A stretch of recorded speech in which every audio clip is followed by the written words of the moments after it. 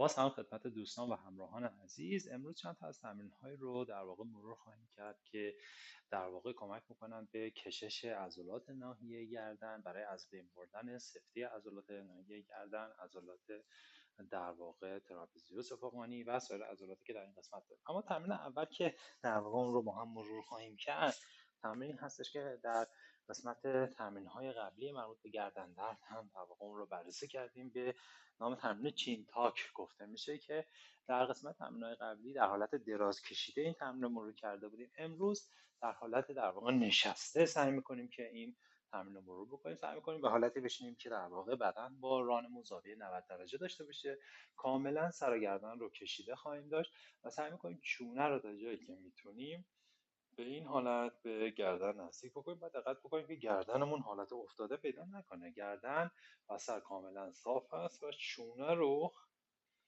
تا جایی که میتونیم به گردن نزدیک میکنیم. 3 تا 5 ثانیه نگه داشته و بعد اون رو شروع میکنیم. این تمرین رو در واقع 20 تا 30 نوبت تکرار میکنیم. تمرینی هست فوق العاده موثر برای تقویت عضلات ناحیه آپر بک و همطور کشیدگی عضلات ناحیه گردن و کمک به رفع گردن درد.